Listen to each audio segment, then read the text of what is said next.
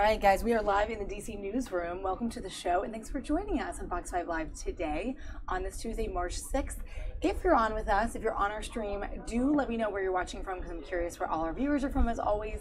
I want to hear from you guys throughout. We have a couple different news items, a lot of which kind of just happened this morning. We have some news items that have just sort of come in and went, so we want to play them back for you so you can stay in the loop of what's going on today. Not the least of which, this is actually pretty interesting. Have you guys heard the story about Nashville's mayor, Megan Barry? She, just a month after admitting to an extramarital affair with her bodyguard, has pleaded guilty to theft of property. She resigned this morning just a few moments ago in a short and sweet little speech here in front of some of her constituents and officials and, of course, the media down in Tennessee. I remember being down in Nashville this past year and hearing all about the female mayor and sort of what she's done for the city and what she sort of promoted for women and the arts and that city in general. And now she was expected today to announce that she was leaving, and this was her news conference earlier this morning. Check it out.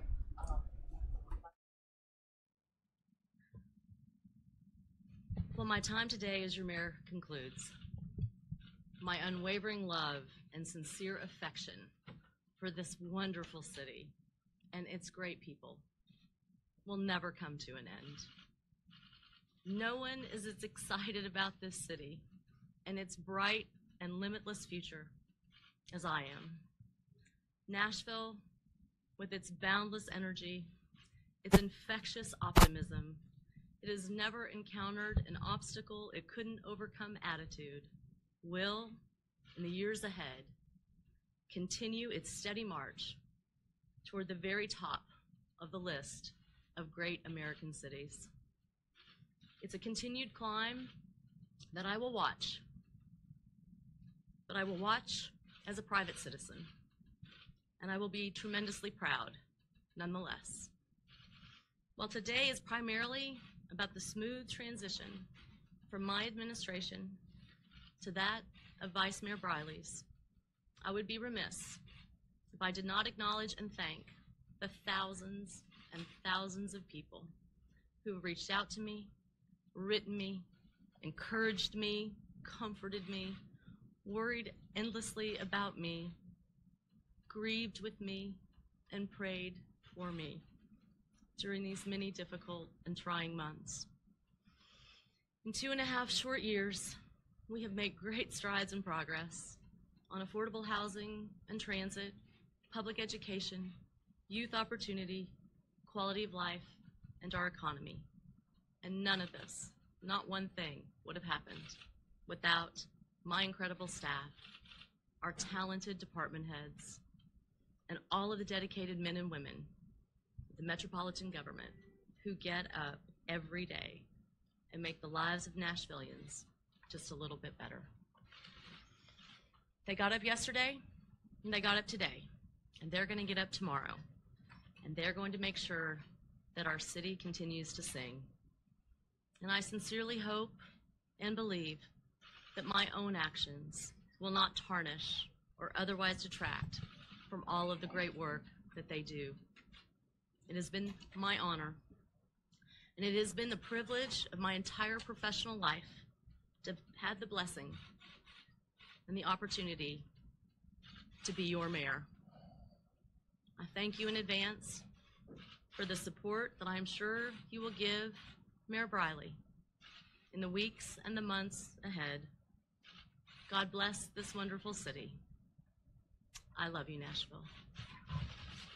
Why didn't you fight the charges, Mayor, if you were innocent? All right, so pretty short and sweet there this morning. And guys, I'll be honest, I don't know all the details surrounding that theft of property charge. You can see some of the reporters there asking some follow-up questions.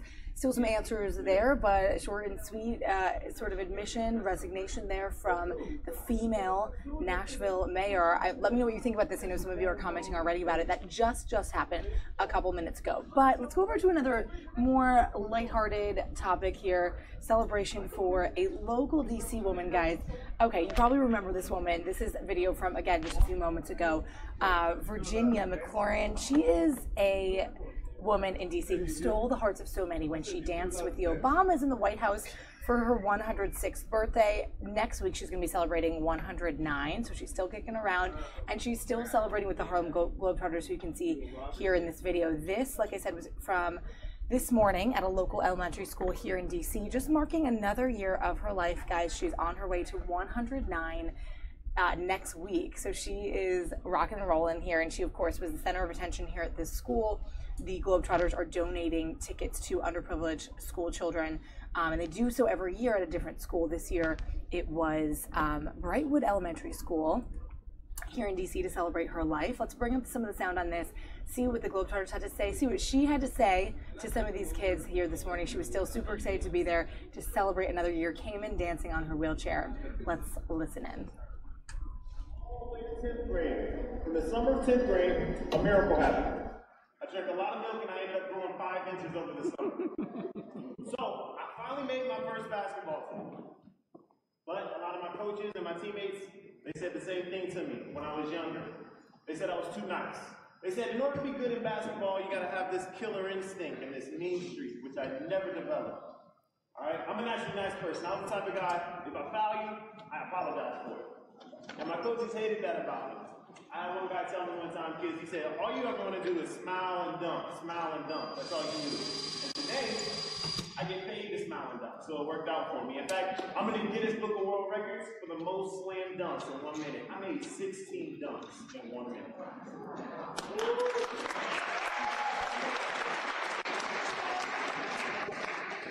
So, I said all of that to say this. If you are a nice person, stay a nice person.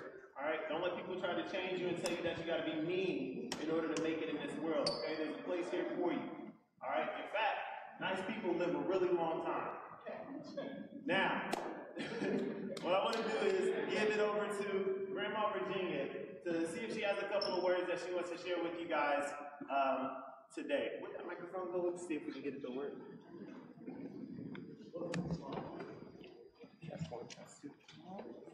Try it. Okay, test one, test two. Good morning. I was born in South Carolina, Chirac, South Carolina.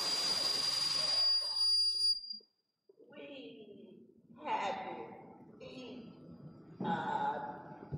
what we could until the crop started growing and the apples, the peaches, and everything come out. So they could borrow money from your boss, but he wouldn't let you have but just a little bit. So we had a hard time eating. So we raised hogs, chicken, cows, goats. We had all that. So they would tell them.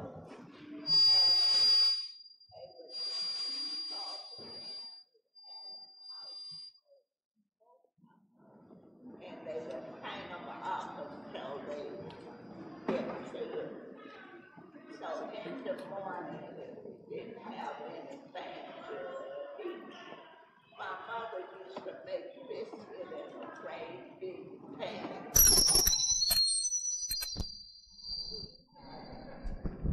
Like we would say molasses.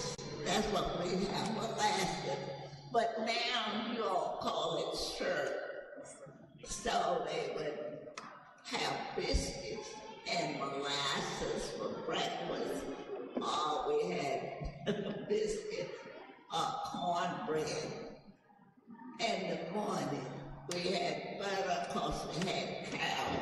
We drank milk.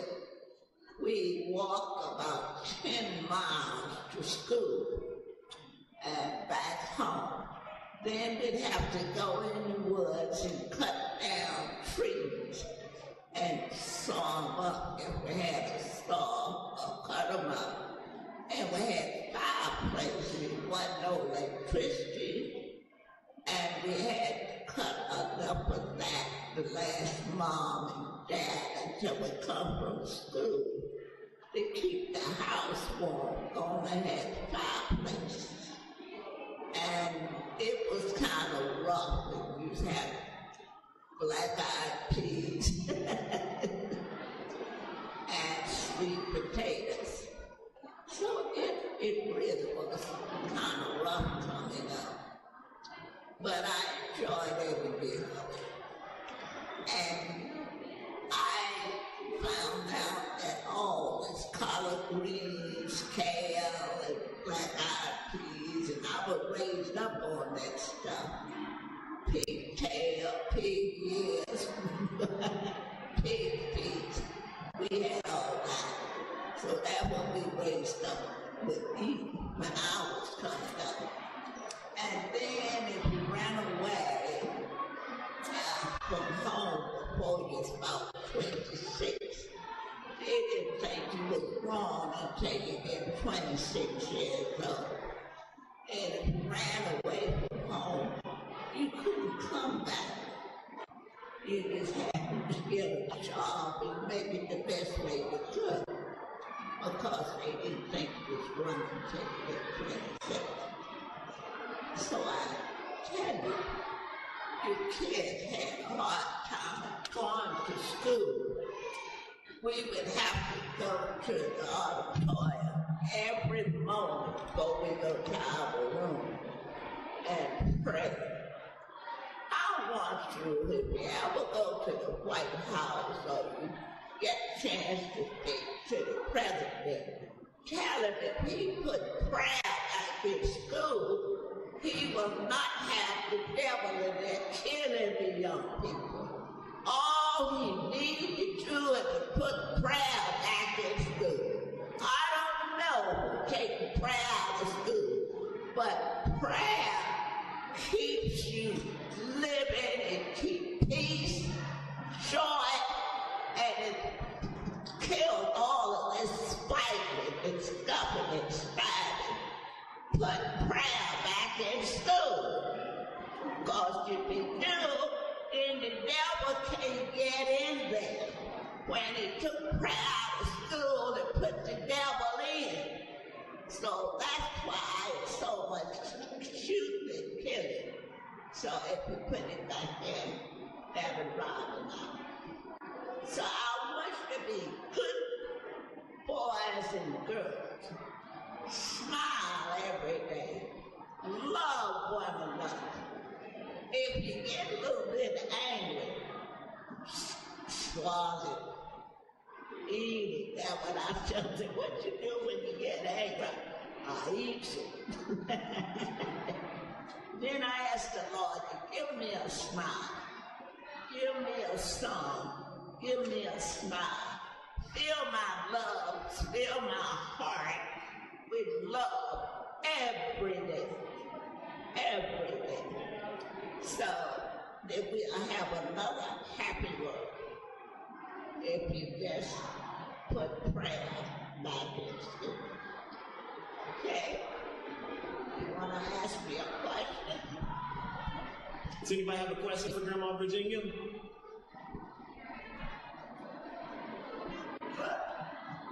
I have one. Grandma Virginia, did you play any sports when you were these kids' age? Well, yes, but we couldn't play with the boys. Mm-hmm. The girls on this side, the boys on that side. And all I remember was playing was baseball with a bat. That's the way we play. Well, I heard that we got a couple basketball players in here, Grandma Virginia, and I wanted to know, are there any basketball players in here that want to come up here and do a quick Globetrotter demonstration? Anybody? They're like, All right, I'm going to pick a couple volunteers real quick. Let me see here. Let me go. Young lady right there. Yes, sir. Right here. Oh, way back there. Oh, yeah. And I need one more. 1, 2, 3, 4. And 5 right there. Come on up here. All right. Here's what we're going to do. before every game, we have this thing that we do. It's called the magic circle, right? The magic circle is where we show off our height, weight, flexibility, and individuality with the basketball, and we do tricks. What we're going to do is show everybody up here one trick to do for the magic circle, and then we're going to do some cool tricks for you guys. You want to see that? All right, cool. First things first, let's get this circle together. Let me have everybody in a circle. Get into a circle. That's an oval.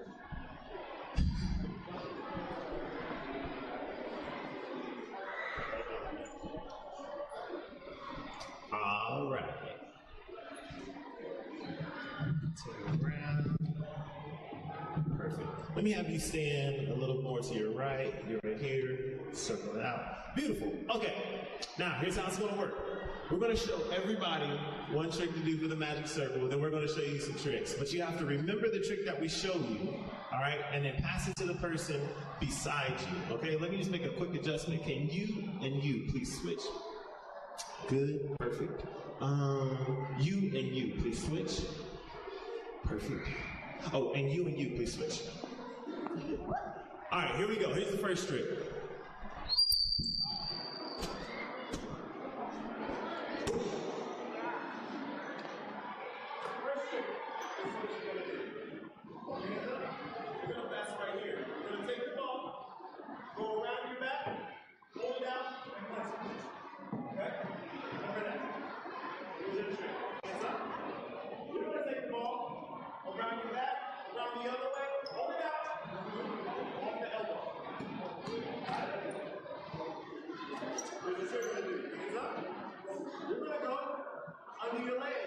Under your leg. Hold it out. Off the knee. Right? Good trick. Hands up. You're going to take the ball around your back, halfway around, lean forward, flip it. Got it?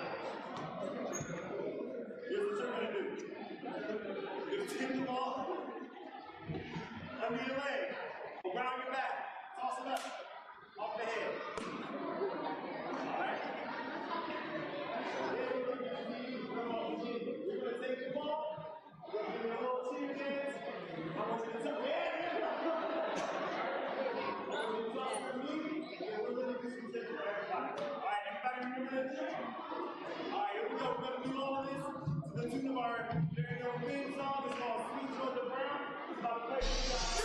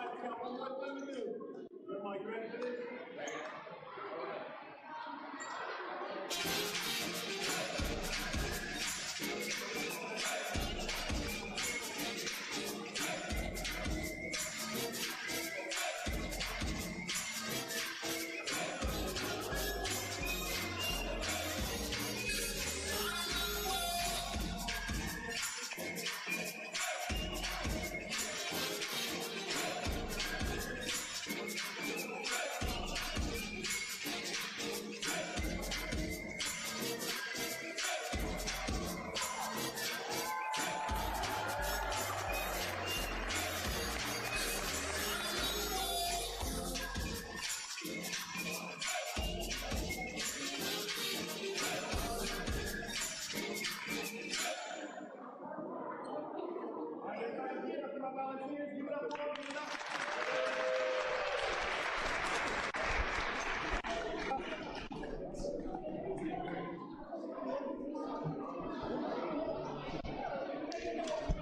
All right, cool. That was pretty cool. Let me see. We're gonna do something. I want to see if anybody knows the answer to a trivia question I'm gonna ask. If you guys know the answer to the question, then what I'm gonna do is give you guys a slam dunk. You wanna see that? All right, here's the question. How old is Grandma Virginia going to be? Let's see. Only answer quiet hands. Everybody look at your hand and say, shh. Yes, right there. What's your answer? 109. That's correct. Good job.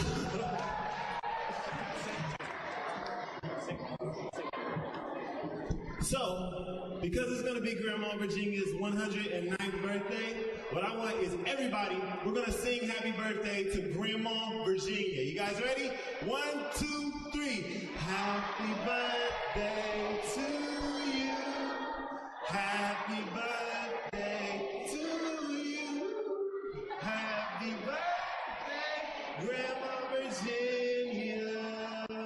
Happy birthday to you.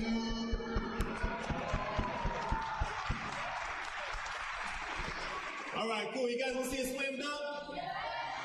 All right, cool. I'm going to give you one. Here's what we're going to do. I'm going to shoot 3. We're going to shoot 4 long shots. If we don't make any of those, then I'll do a slam dunk for you guys, okay?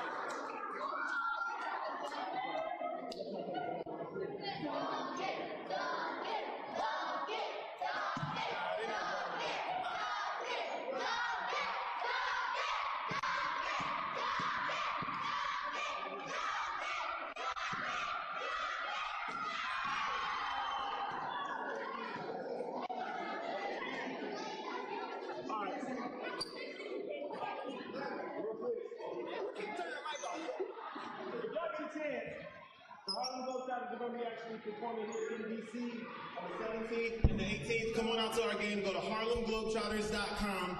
Grab tickets for our game, and we want to see you guys at the game. Now, next thing we have is a beautiful birthday cake for Grandma Virginia.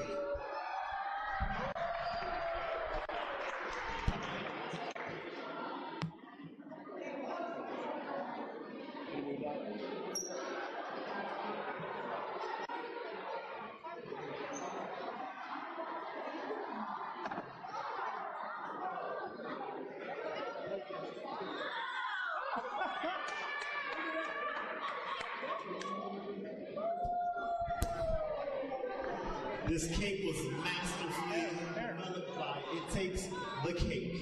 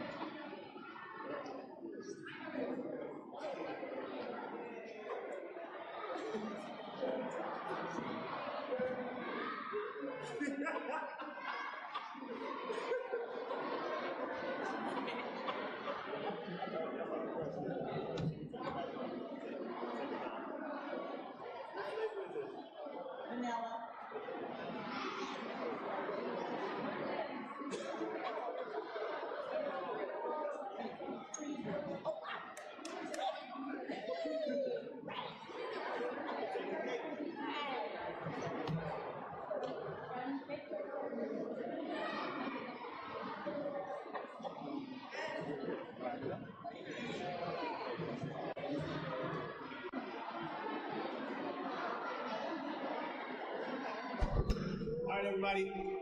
Harlem Globetrotters got to roll out. Thank you guys so much for your time. I appreciate you guys.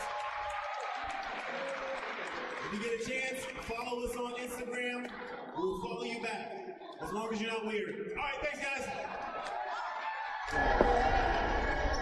This was such a cool celebration, guys, for Grandma Virginia right there in your left corner. She turns 109 next week, which is just amazing. And also quite amazing, I think, is how just effortlessly skillful the Harlem Globetrotters are. I remember seeing them as a kid. A lot of people in this newsroom have as well. They're just a staple, that classic music. So fun to see them perform. They're performing in DC the weekend of March 17th and 18th, and they're giving out 109 tickets to underprivileged elementary school students in honor of Virginia's 109th birthday. Pretty cool there also to see Swish Young. She is the female Harlem Globetrotter that you saw in this video, and she is the 14th ever female member of the team. So I'm not even quite sure I saw any females perform when I saw them as a little girl, but there she is. Virginia is still doing really well, very vibrant, speaking to the crowd. There's her birthday cake. So she has celebrated with the Globetrotters for 3 years, so the past 3 years. And maybe you remember her from that viral video with the Obamas, when she danced with the Obamas and told them that she felt 106 years young during that time, dancing with Michelle and Barack Obama. So this was a fun one this morning, guys. Again, this video just coming in from a few moments ago. Seeing them perform and going out to this local Brightwood Elementary School in Washington, D.C. So that's that, guys. We're going to go on to something a little less fun and sort of musical and sports-based and go to a little politics. Let's take out this one. This morning, AIPAC is meeting, guys. It's the American Israel Public Affairs Committee in D.C. We heard this morning from Steve Scalise got up there, Senator Menendez from New Jersey, Netanyahu is up, of course, in town. He was meeting with President Trump yesterday, and Mitch McConnell spoke, a few others here. And this is right here in D.C., like I said, American Israel Public Affairs Committee right here in D.C. Let's listen in to this just for a little bit. Just quickly to tell you about the news. Also, President Trump will be meeting with the Swedish Prime Minister today. Later in the afternoon, we'll be streaming that to our Facebook page. But for now, guys, let's check it out. This is the meeting of AIPAC in D.C. Netanyahu addresses the crowd towards the end of this video, but looks like Senator Menendez is up first.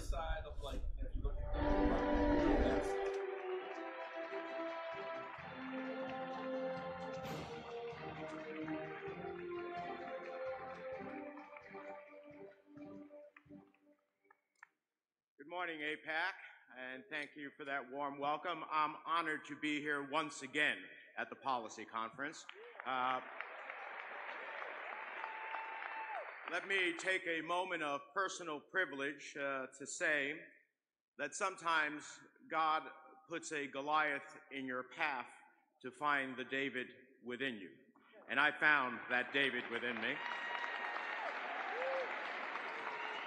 But we all know that even David had a slingshot, and many of you here today were part of my slingshot, so I am very grateful and thankful.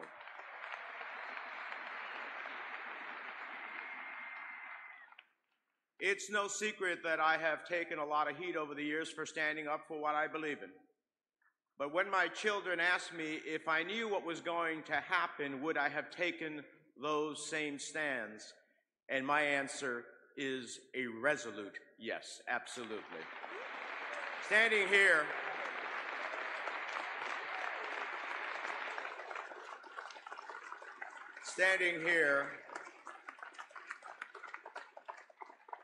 I'm inspired by all of you, the thousands of AIPAC members who dedicate your time and energy to support America's everlasting bond with Israel.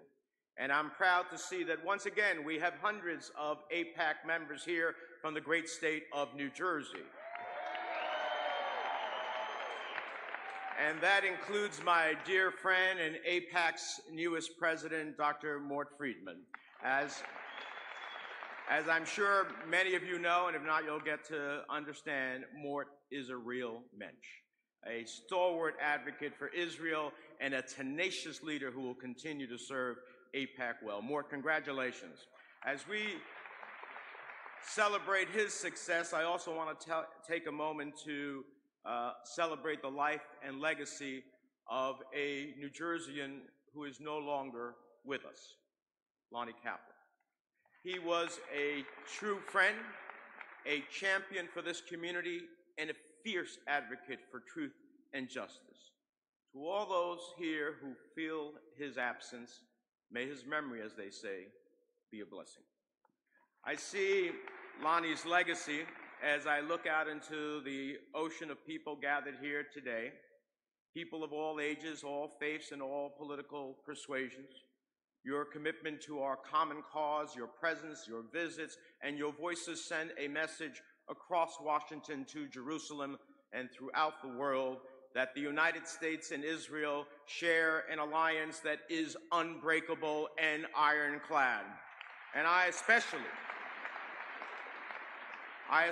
want to recognize the 3,600 students who made their way to Washington this year. It's important that you're here. In recent days, we have been reminded of the power that rests in the hands of America's youth. When young people stand up and speak out for what they believe in, the world cannot help but listen.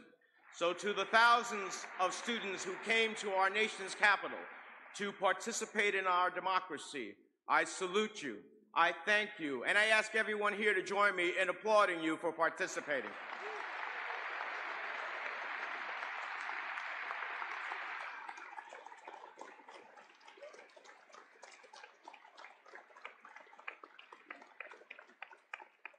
Now, all of us come together clear-eyed and fully aware of the challenging times in which we live. We have seen anti-Semitism, white nationalism, and other insidious breeds of hatred on the rise from the streets of Charlottesville to the capitals of Europe. We have seen ever-increasing volatility in the Middle East and a refugee crisis unseen since World War II.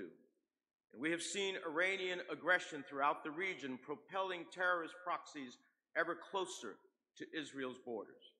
And we confront these challenges together. And as we do so, I continue to be guided by my belief that it is in the national interest and security of the United States to have a strong, unwavering alliance with the state of Israel, the one true democracy in a sea of autocracy, a steadfast ally of the United States and a nation of incredible innovation and economic sway, and the country most likely to be voting with us in common cause in international forums. Now, most of you know that I have resumed my role as the ranking member of the Senate Foreign Relations Committee, and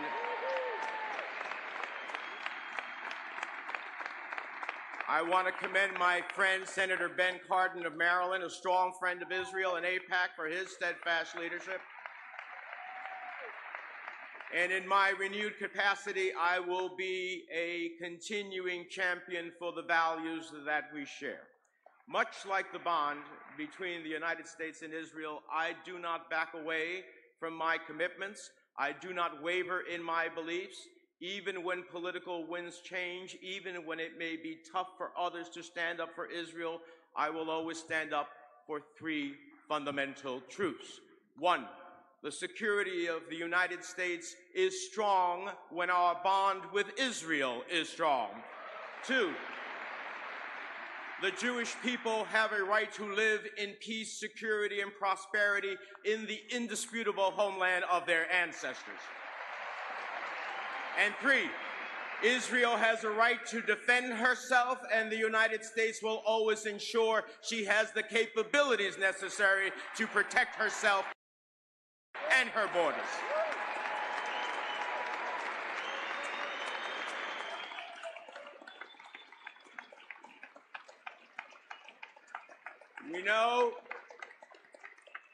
We know that Israel has always been surrounded by enemies, but today the stakes are higher. The risks are greater. The threats are more deadly and increasingly existential. For years, we have been talking about the threats Iran poses to Israel. We have heard the anti-Israel vitriol echoing out of Tehran. We have seen its proxies pushing closer and closer to Israel's borders. And we know exactly why Iran continues to expand into Syria and invest so much in prolonging Bashar al-Assad's brutal dictatorship. Iranian leaders transferring weapons to Hezbollah seek to build a land bridge from Tehran through Baghdad and Damascus to Beirut. Iran views the Syrian battlefield as a laboratory for training Iranian proxy forces devoted to a singular mission: Israel's destruction. And we know that Russia has helped enable Iran's expansion in Syria by prolonging Assad's grip on power.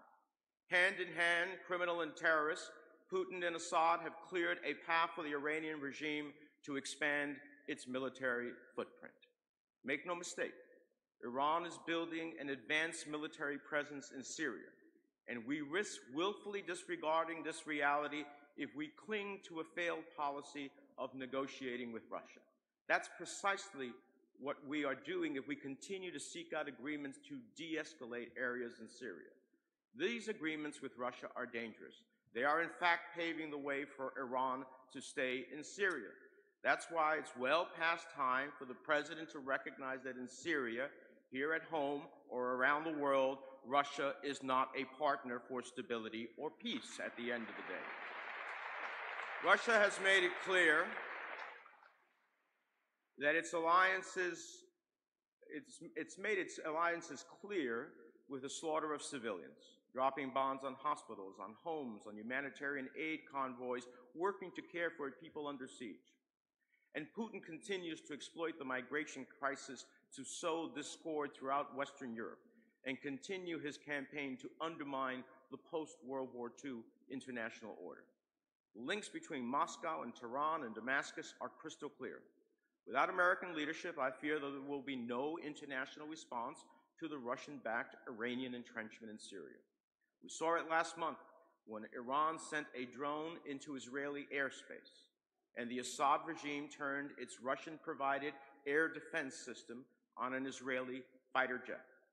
Of course, Israel responded with necessary and appropriate force in defending herself and her red lines, and we applaud the bravery and the precision conduct of the Israeli Defense Forces. We must be unequivocal in our support for our allies. We must assert our global leadership driven by our principles, our values, and security, and we cannot cede this leadership to our adversaries. And we must stop wasting time testing Russia's resolve on Iran. Indeed, President Putin is happy to keep the administration wringing its hands while Iran moves in next door to Israel. My friends, this situation is untenable, and it's absolutely unacceptable. As Iran grows its footprint in Syria and battle-hardened fighters return to Lebanon, we know that Lebanese Hezbollah continues to build new missile production facilities and advanced weapons it plans to direct at Israel.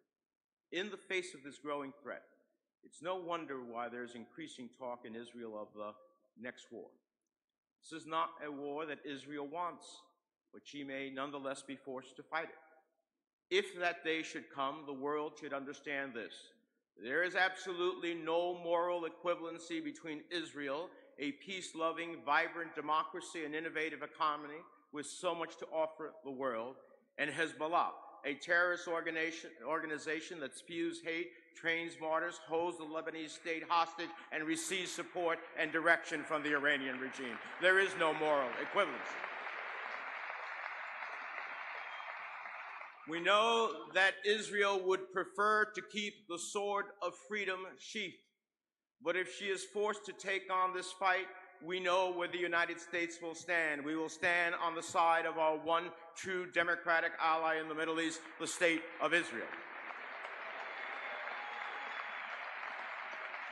These growing threats demand that we do everything we can now to push back against Iran's continued aggression. I have spent the better part of my more than 2.5 decades in Congress working to support strategic, diplomatic, multilateral efforts to confront Iran. That's why last year I worked with a bipartisan group of my colleagues to author and pass the Countering America's Adversary Through Sanctions Act, also known as CAATSA. At a time when bipartisanship division is too often the norm in Washington, Democrats and Republicans in the Senate voted by a margin of 98-2 to give the administration more tools to sanction Iran for its nefarious behaviors. That's a strong bipartisan vote. And I know that our success in large part is because of the AIPAC members in this room. Yet despite the bipartisan clarion call for action by Congress, the administration has yet to fully use the tools we provided, nor have they developed and implemented a comprehensive strategy as called for in the law for confronting Iranian aggression. So I hope together we can send a loud, clear, unified message to the White House: impose the CAATSA sanctions, use the tools Congress gave you, and do it without delay. Now, speaking of Iran and sanctions, let's turn to the nuclear accord. Everyone here knows where I stood on the Iran nuclear agreement.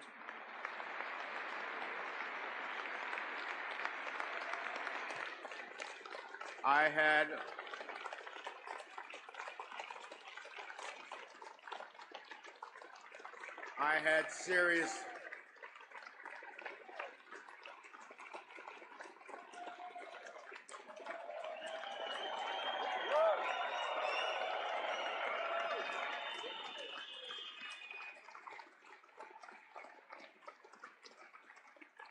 serious doubts about gifting the regime with sanctions relief in exchange for short-term limits on its nuclear program. And those concerns are ever more true to me today as they were then. For now, Iran is complying with the limited terms of the deal. But no one should be surprised that the JCPOA did not suddenly transform Iran into a responsible member of the international community.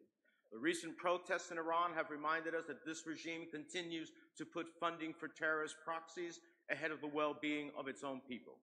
That's why I believe at this moment it is essential that the United States immediately develop a comprehensive, coherent strategy to address Iran's destabilizing behavior, including its non-nuclear asymmetrical activities, while simultaneously working to address our long-term concerns about its nuclear program. If used correctly, this administration has potentially created leverage to address the concerns we all share about Iran. But I fear the lack of a comprehensive, coherent strategy ultimately leaves the United States with less leverage to work productively with our allies. We spent decades pursuing tough diplomacy and sanctions to bring our international partners together to address Iran's threats. And we must continue engaging the international community in a meaningful conversation about Iran's long-term nuclear capacity in the years ahead after many JCPOA limitations expire. And in Congress, we must push the administration to pursue effective diplomacy to hold Iran accountable each time it violates UN security resolutions and tests another missile or delivers another weapon into the hands of Houthi fighters in Yemen. That's why, along with Senator Corker, I am leading a letter to Secretary Tillerson in support of these diplomatic efforts. The United States has leverage right now, and I want the administration to use it. Iran must understand that the United States and our partners will not tolerate a nuclear-armed Iran, not now, not ever.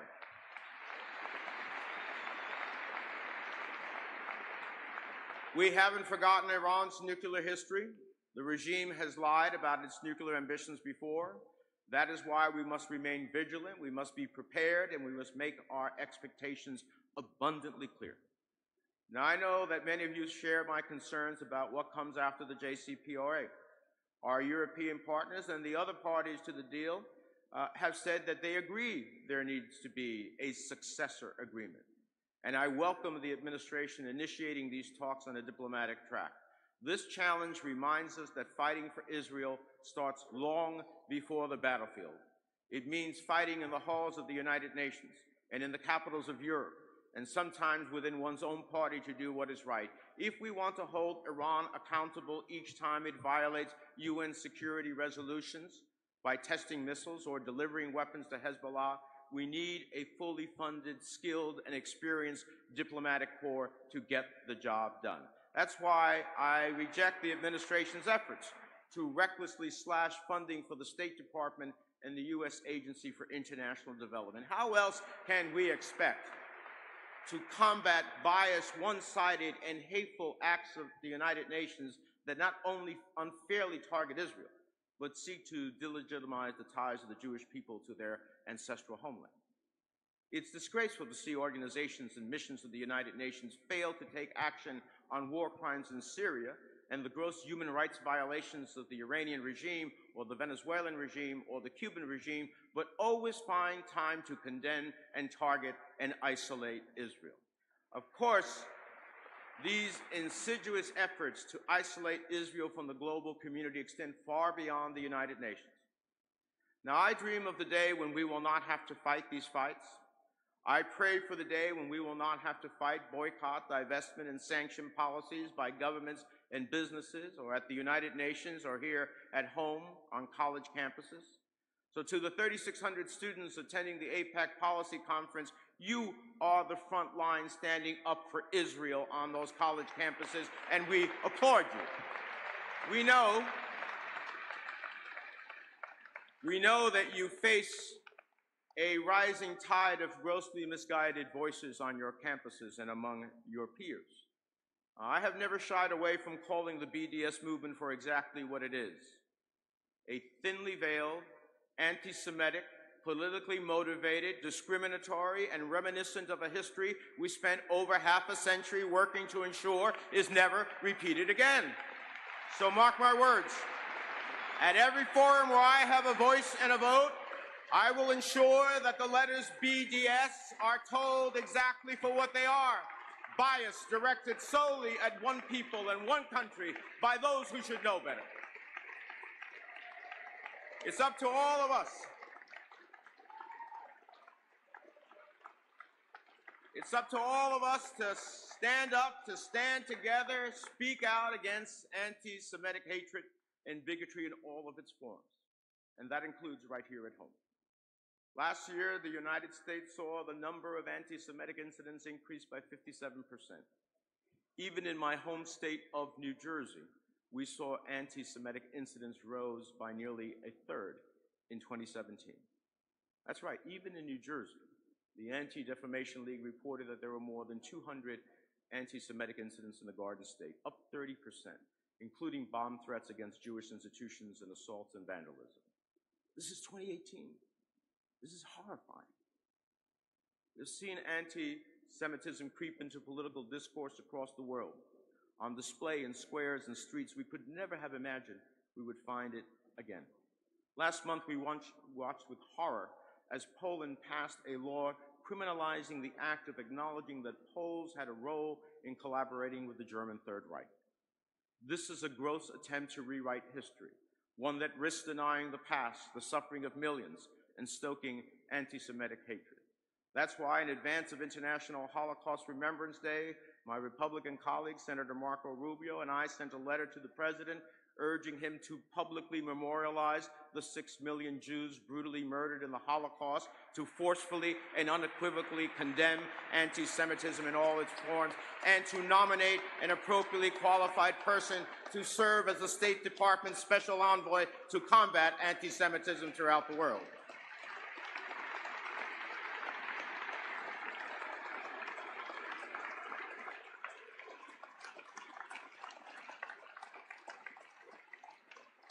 With hatred and bigotry on the rise worldwide, with refugee numbers not seen since World War II, with actual Nazis running for Congress in Illinois, it is hard not to hearken back to the darkest period of the last century.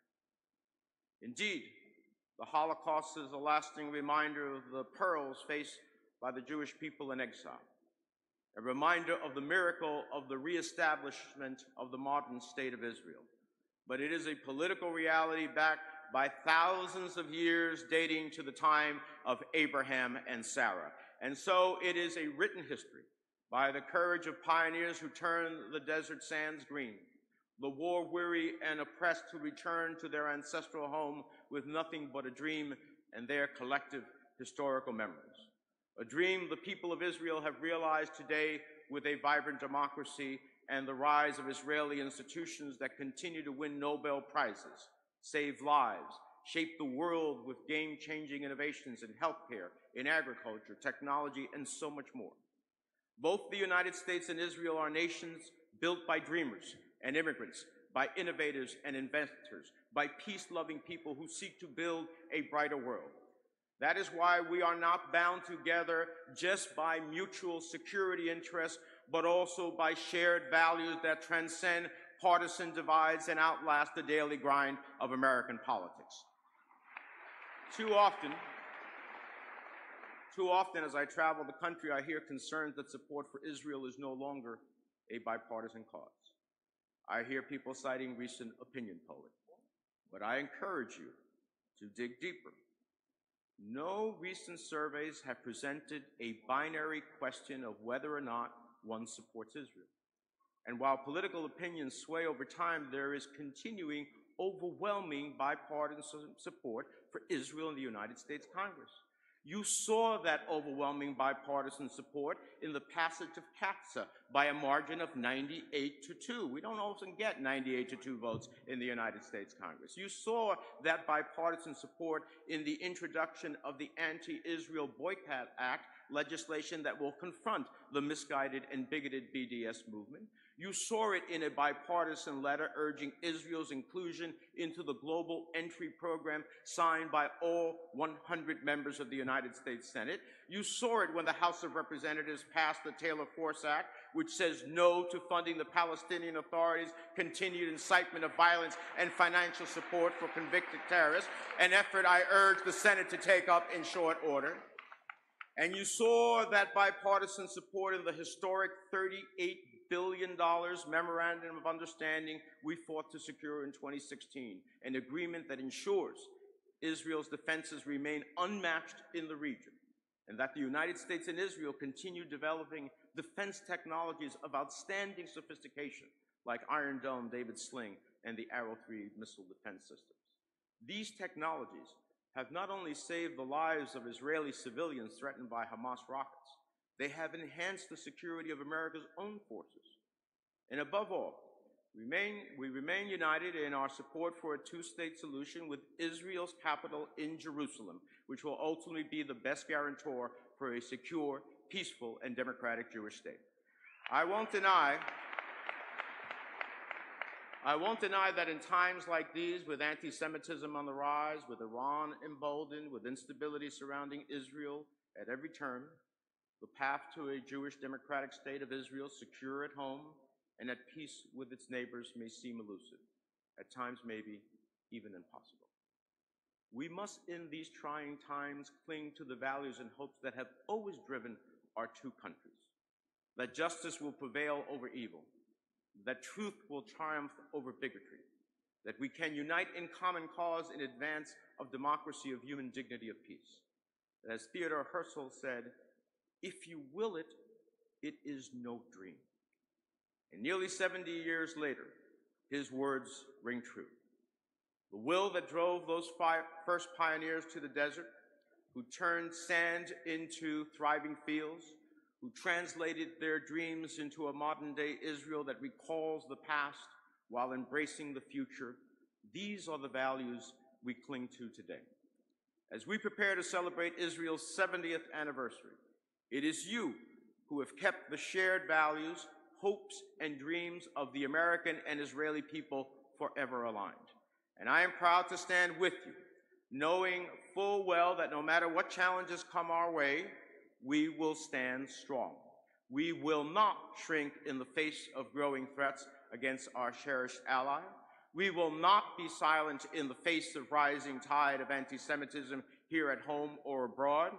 And we will not be deterred by those who try to drive a partisan wedge between us. We will stand united against those foreign adversaries who seek the destruction of Israel. And together, we will show the world that the United States stands by the right of the Israeli people to live peacefully and securely in their homeland. David Ben-Gurion, the first Prime Minister of Israel, once said that in Israel, in order to be a realist, you must believe in miracles. Well, my friends, I believe in miracles. and I believe in the state of Israel. Thank you, and shalom.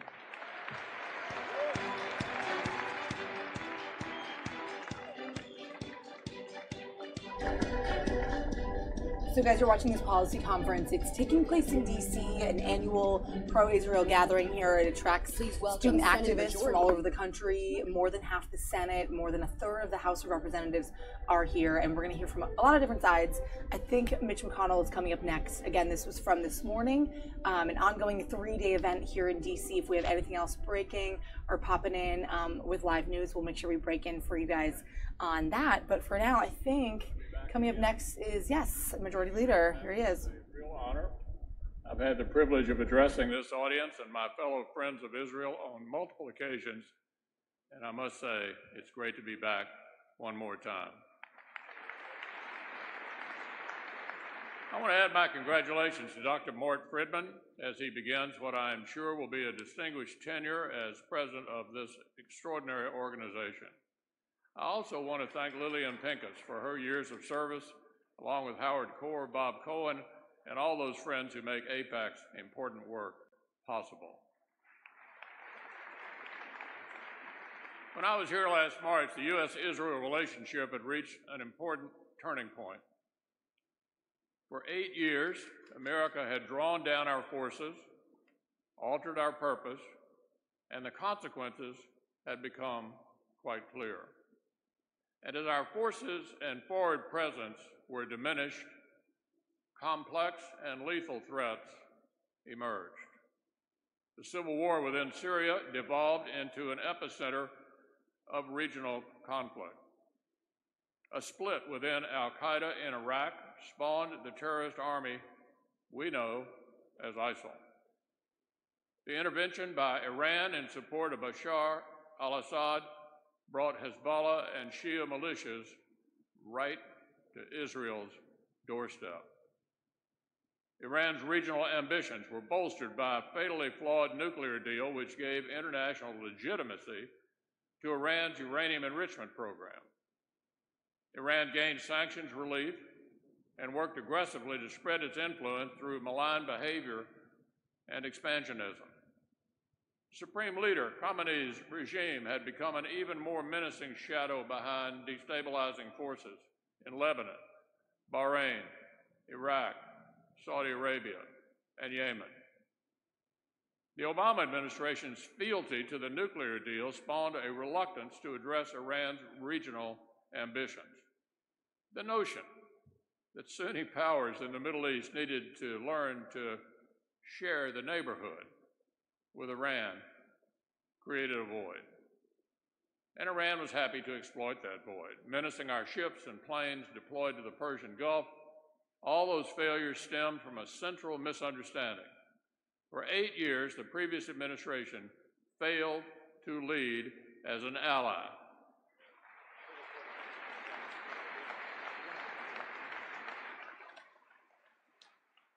It failed to recognize that the U.S. and Israel are stronger together and that we share a commonality of interest. It's more than just national friendship and shared history. Yes, America was proudly the first country to recognize Israel's Jewish government in 1948. Yes, in 1985, America's first ever free trade agreement was signed with none other than Israel. But it's also just a reality of our world. Israel is safer because of America's presence in the Middle East. And America's interests benefit when Israel stands as a partner in pursuit of common interest in this troubled region. Fortunately, in the last year, a new administration and a united front in Congress have charted a new course.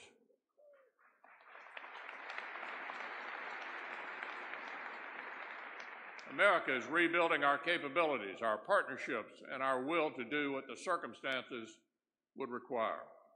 Many of our regional partners are focused on Iran's aggressive policies and seeking America's support.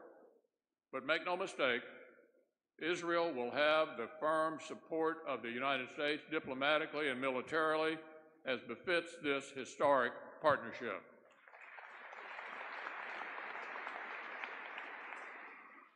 Though the campaign to defeat ISIL is not over, this administration accelerated it. It began a genuine effort to rebuild America's armed forces, and Congress answered the call by ending the harmful spending caps that had forced our service members to do more with less. Secretary Mattis and our military leaders will once again have more resources to meet the myriad missions our nation puts before them. Our counterterrorism cooperation has been exemplary.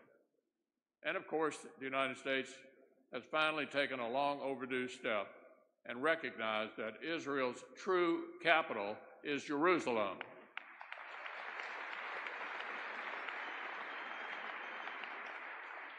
Jerusalem is Israel's capital, plain and simple. Jerusalem is where the United States Embassy belongs and where it will stay.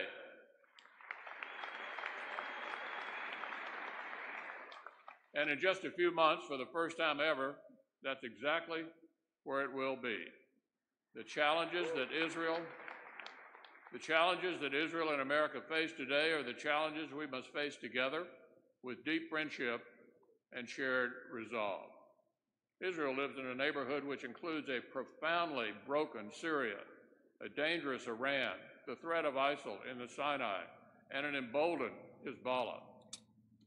But today, tomorrow, and always, Israel's beacon of democracy will continue to shine through the darkness, and America will be right there, standing proudly alongside our friends. Thank you for your passion. Thank you for your advocacy. Thank you for not letting anyone forget the necessity of this time-tested partnership. Thank you very much, everyone.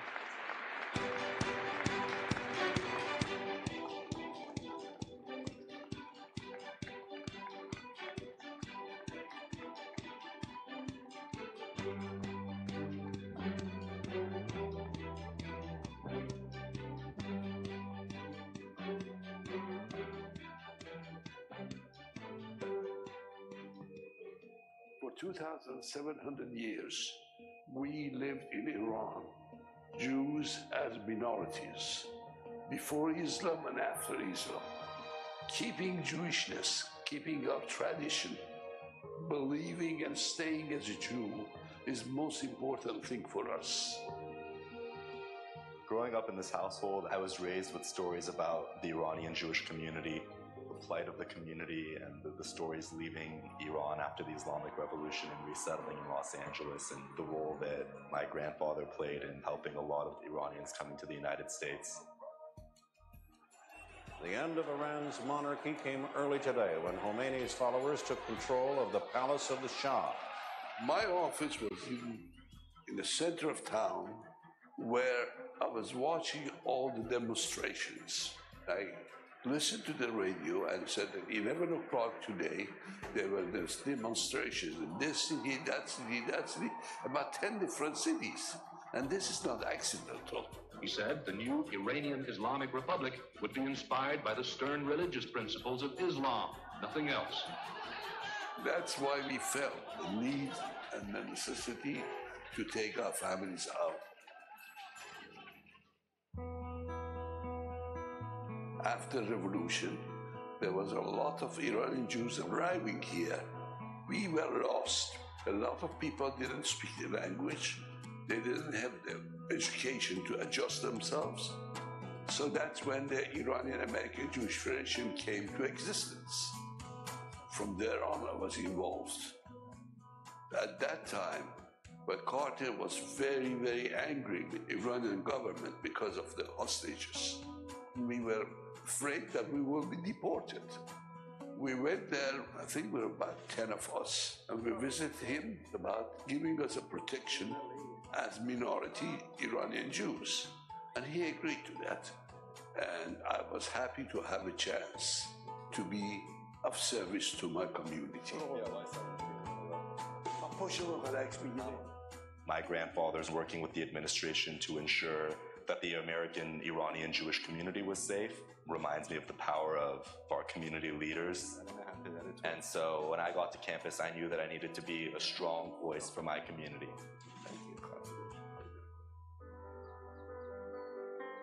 When I got to UCLA, I saw that there was a very contentious campus climate surrounding Israel. I saw that we were dealing with issues of anti-Semitism on campus, and we saw anti-Israel rhetoric, so I knew that I wanted to play my part in combating these negative trends. At UCLA, we have a group called AIPAC, the Bruins for Israel Public Affairs Committee, and our group is hoping to strengthen the U.S.-Israel alliance and UCLA's relationship with Israel through political activism both on campus and in Congress. Today, we're lucky to be joined by two members of Congress who work closely with students in their districts. A lot of that work draws from the same themes as my grandfather's work when he was doing his advocacy, protecting the needs of your community, ensuring the well-being of your people, making sure that our rights are defended and that our tradition is guaranteed for generations to come.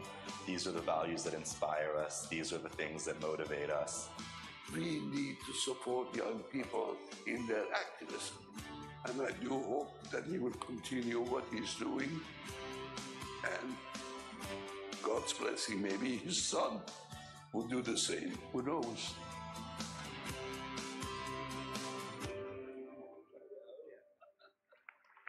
Ladies and gentlemen, AIPAC campus activist Amir Kashfi.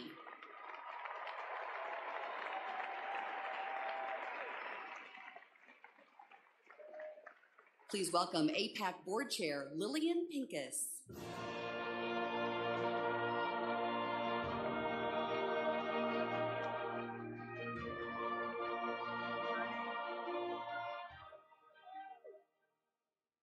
It is my honor this morning to welcome our two distinguished guests.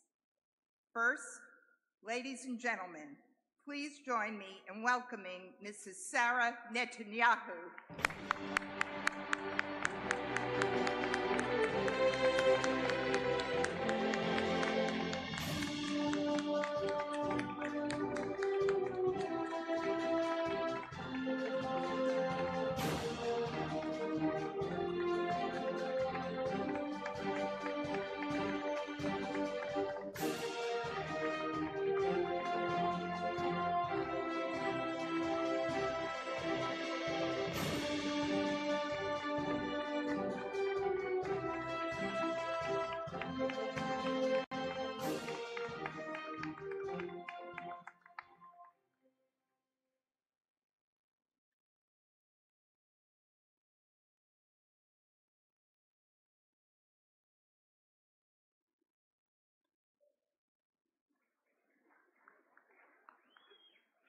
And now, it is my distinct honor to introduce the Prime Minister of the State of Israel.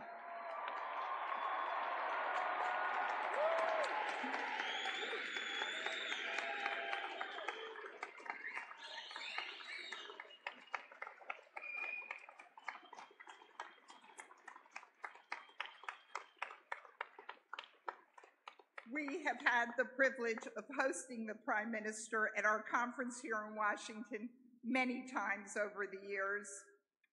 In fact, 30 years ago, he addressed the 1988 AIPAC Policy Conference at the Sheraton Hotel just down the street.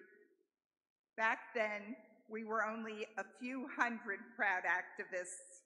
But today, Mr. Prime Minister, we are thousands and thousands of pro-Israel activists from every state in our union. We are Democrats and we are Republicans. We are Jews and non-Jews, Americans from all 50 states and from all walks of life. And together, this morning, we wish to send one unified message. AIPAC remains committed to strengthening the U.S.-Israel relationship. We are as determined as ever to ensure the alliance between the United States and Israel endures today, tomorrow, and for many generations to come. So, ladies and gentlemen, please welcome back to the AIPAC stage the Prime Minister of the State of Israel, Benjamin Netanyahu.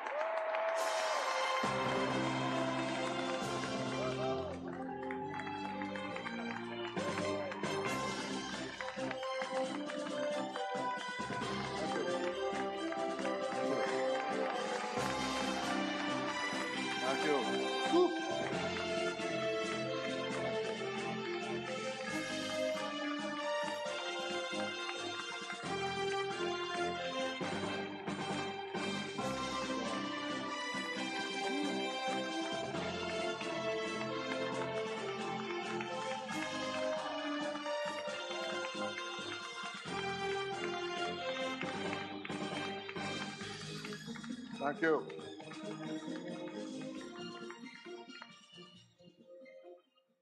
Good morning, AIPAC.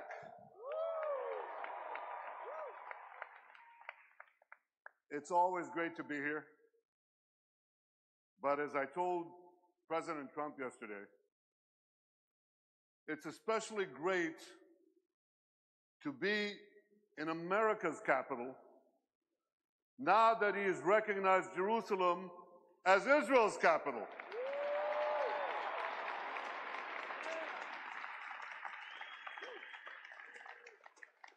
Thank you, President Trump, for that historic decision.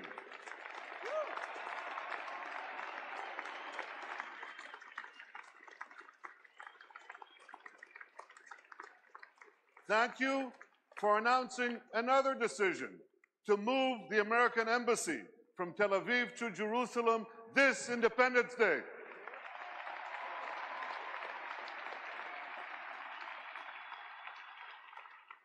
And the first ambassador to have the honor of working from that embassy in Jerusalem is a great American ambassador, David Friedman.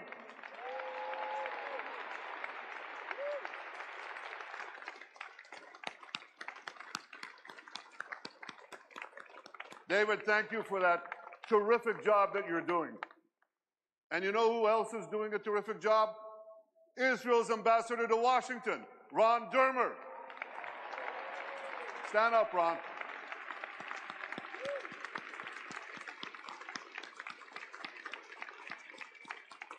Thank you for the terrific job you're doing. I want to thank Mort Friedman, Lillian Pincus. Lillian, you don't have to remind them how far back we go together. Howard Core, AIPAC's nuclear core. Everyone at AIPAC, I want to thank all of you for the work you're doing to strengthen the remarkable alliance between our two countries. Thank you.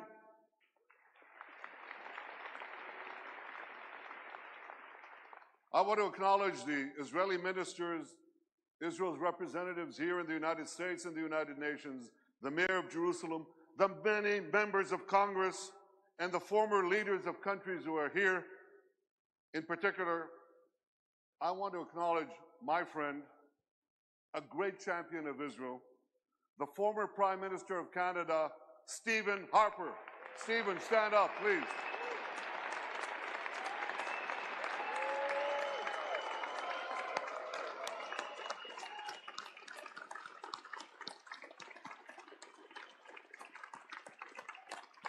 Stephen, we never forget our friends, and you were a tremendous friend, and still are.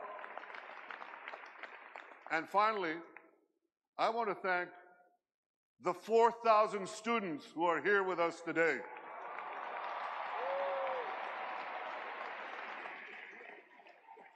"4,000 students. Thank you for cutting class to be here. So if any of you need a note, you can see me later. There's a line forming outside. Now, what I can see is this. Well, it's dark, but I can see something. I can see that the audience in this hall each year is getting bigger and bigger and bigger. 18,000 strong. I want to see all of you, and I can't. I don't want to stand behind this podium. Is it okay? What the heck? I'm the Prime Minister.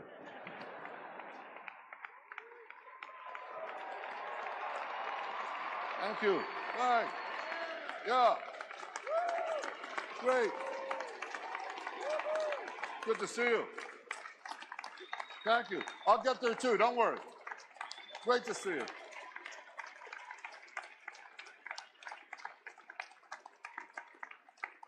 Thank you. So today,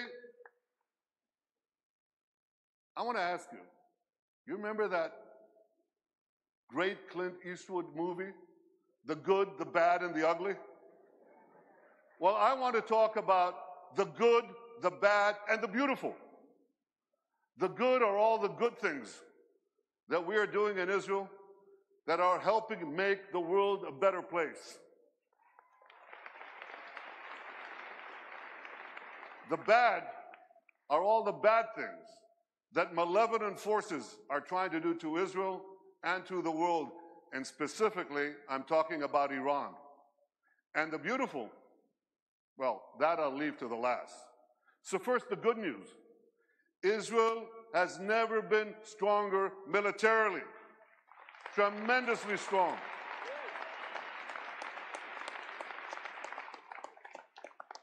That's an F-35 fighter plane, the most advanced in the world. That's an Iron Dome interceptor and many other systems that we developed with the help of America. Thank you, America.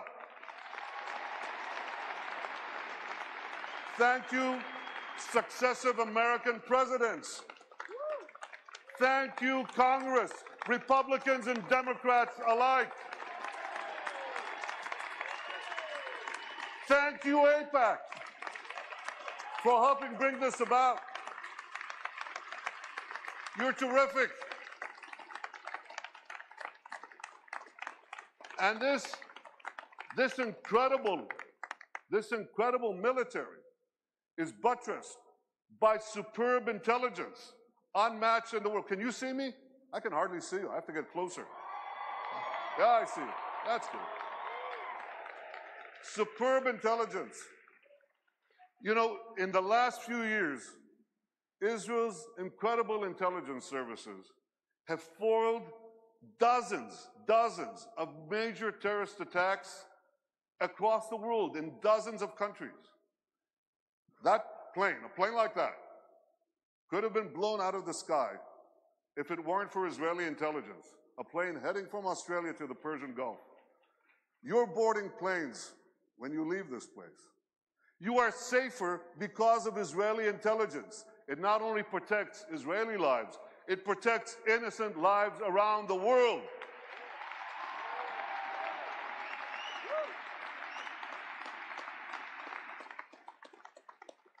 And we're able to do all this because of the extraordinary soldiers of the Israel Defense Forces, men and women.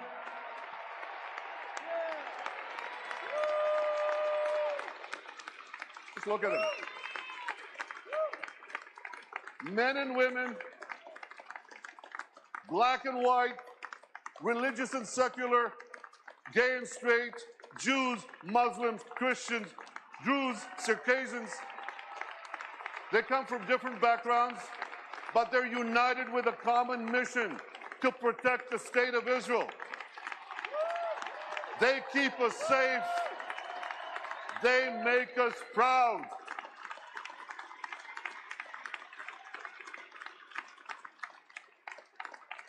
Thank you.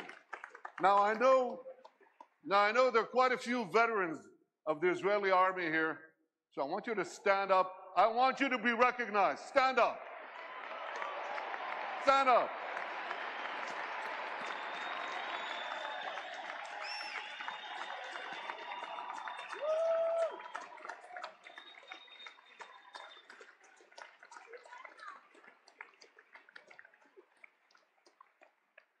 But the good news doesn't stop merely with Israel's strong military.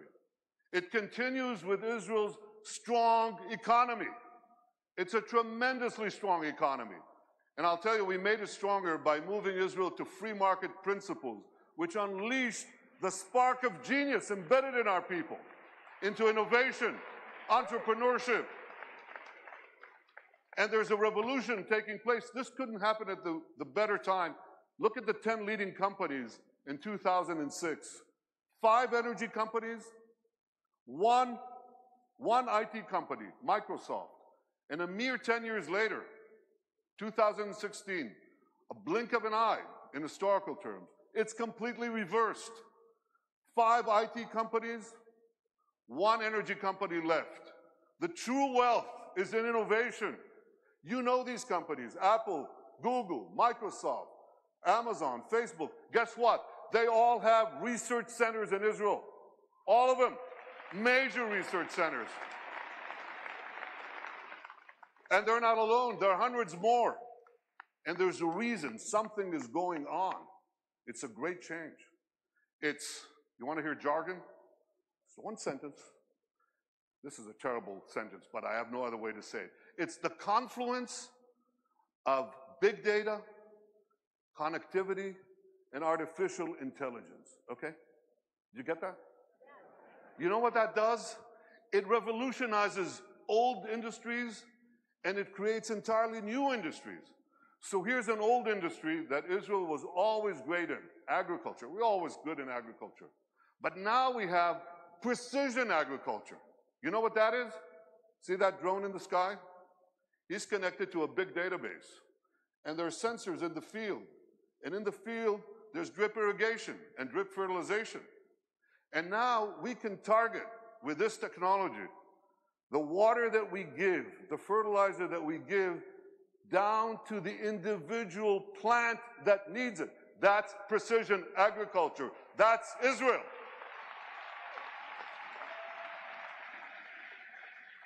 Unbelievable. You know, we were always good in water. I want you to see how good we are. So we recycle almost 90% of our wastewater. The next country with less than 20% is Spain. You can see how Israel, what it does for water, what it does for the environment. So when you take these two things, agriculture and water, and the other technologies that we apply in both, we can change the world. We are. We are. I just heard about an African woman in Africa has to walk 8 hours a day to give water to her children. 4 hours one way to a well, 4 hours back. And a young Israeli company brought in this technology that improves on Moses. Remember Moses? He brought water from Iraq. They bring water from thin air. They bring water to Africa, to millions of people in Africa. Israeli technology. And I was just recently in India. That's my friend, Prime Minister Narendra Modi. Great friend. I'm showing him cherry tomatoes. This is in Gujarat, India. This is Israeli technology. And what I heard there was fantastic. Farmers came from the region. There's an experimental farm there and a place where Israel gives technology know-how to Indian farmers. 65% of India's population are farmers. And one farmer after the other gets up and says, because of Israeli technology, I've increased my crop yields and my income 3 times, 4 times, 5 times. Israel is changing the world in India, in Asia, in Africa, in Latin America, everywhere. These are the old industries. Now they're new industries. Israel is literally, how can I say this? Israel is literally driving the world. I'm talking about autonomous vehicles. Israel is a world leader in autonomous vehicles. 500 tech companies that sprang out almost instantaneously. And one of them, Mobileye, up there on the left, was just sold to Intel for the paltry sum of $15 billion. But the interesting thing is that Intel said to them, here are the keys to our 30 worldwide autonomous vehicle businesses. You run it. Israeli technology is driving the world. And one last industry, there are many more, but one more that you're all familiar with. You have bank accounts? You should. Okay. Well, you don't want anyone hacking into them, right? Or into your cars, or into the planes you ride. You need cyber security. Everybody needs cyber. Israel has become a world leader in cyber security. Look at how much they invest in the hundreds of Israeli startup companies, tremendous companies. But here's another factor that you should know. Israel's population is how much? Who knows? Class? 8 million. It's closer to 9, but it's about between 8 and 9 million. That's correct. And what percentage of that is of the world's population? Oh, come on. It's 1/10 of 1%. So what percentage do we get of the world global investment in cybersecurity, in private investment in cybersecurity? We're 1/10 of 1% of the world's population, and we get a whopping 20% of global private investment in cyber. We're punching 200 times above our weight. Not 2 times, not 10 times, not 100 times, 200 times above our weight. That's one heck of a punch. Very strong. Now here's how the dots connect. Because we have this tremendous capacity for security and intelligence, and because we have this tremendous capacity for civilian technology, for making the lives of people richer, safer, more productive, many countries are coming to Israel because they want to share with us these benefits. And that creates the third great change, which is a flourishing of Israel's diplomatic relations around the world. You know, when I joined the Foreign Service 105 years ago, as the DCM to this city. All right, you guys are watching some video coverage of AIPAC from this morning. That's Prime Minister Benjamin Netanyahu. My video is about to cut down because we just clipped a portion of it, but I'm here with Fitz, who was watching with me. Hey. We haven't done this in a long time. I know. Welcome back. Hi, how are you? Hello. Guys, if you're Hi, Internet. Internet. If you guys are on YouTube, feel free to chat with us. Let us know what you think. Any questions or comments that you have. But again, we heard from multiple leaders. Actually opened up with Steve Scalise. This is now replaying sort of the beginning of this video from this morning, which I believe is taking place at the convention center downtown. It is. It is. It's a huge crowd. In past years that they have held this even in the Verizon Center. I still call it the Verizon Center. Oh, yeah. The Capital One Arena. I will get that eventually right because they just changed the name. But the reason is that if they hold it in a sports arena or a convention center to begin with is because thousands of people attend this every year. It is the largest Israeli affairs event in this city every year. And whenever Benjamin Netanyahu comes to Washington, D.C., it makes news because the relationship of a president of the United States and a prime minister of Israel is of supreme importance to our strategic security in that part of the country. Now, it should be said that these visits under President Trump have been much different than the visits that went on with President Obama. To be flat about it, those two just didn't like each other. The body language was always odd. This is Robert Menendez, earlier. He senator from New Jersey, Democratic senator from New Jersey, ranking Democrat, I believe, on the Foreign Affairs Committee. And earlier, we were talking about this earlier, he thanked AIPAC for helping him through his corruption scandal. Oh, did he? Yes, he did. Oh, that was nice of him. Right at the top of his speech, we took it actually live. If you guys missed it, when you stop, you can watch it back. Yeah, Menendez was kind of famous for when that ended. He basically told everybody who had talked against him that he was going to remember their names. And he wouldn't forget. So that was a very New Jersey way to deal with your corruption trial that came to an end. You know Jersey very well. Yeah, well, I'm a product of the great Garden State. But back to Israel. This relationship between Donald Trump and Benjamin Netanyahu and Barack Obama, completely different. Trump and he are pretty simpatico on most of the big policy questions. Although, as the president tends to do sometimes, there have been instances where they've been in public events and Trump kind of poked at them a little bit. There was an event, last year, which, President Trump turned to Netanyahu and said, maybe you could ease up on the building so much on the West Bank. I don't think Netanyahu liked that so much. But, fundamentally, they're right there with each other on a lot of these big questions. The biggest issue has to do with moving the U.S. Embassy to Jerusalem. Now, this has been something presidents of both parties for years have said that they were going to do. Trump is moving ahead with it. In fact, we're hearing as early as next month in April, the United States may be able to open up some sort of satellite embassy or some way to move some of the embassy operations to Jerusalem even before we were able to construct a new embassy. That's a big deal in Israel because recognizing Jerusalem as the true capital has been difficult to do in the sense that if the United States, its strongest ally in the world, does not place its embassy in Jerusalem, and in fact has it in Tel Aviv, well, that sends a signal: are you really a capital if your embassies are not located in that city? And a number of countries, including the United States, do not do. That's going to change now. President Trump's made that announcement. We are moving the embassy to Jerusalem. It's also not going to be cheap. It's probably outside of the embassy that we built in Baghdad, or throughout other parts of the Middle East. Probably going to be one of the most secure facilities on the face of the earth. Was that primarily the reason then, to solidify it as capital city then? Well, Jerusalem is a disputed city. It's claimed by Muslims and Jews, and because of the fact of that dispute, countries have kept their embassies in Tel Aviv. Israel has long pushed for the United States to move its embassy to Jerusalem.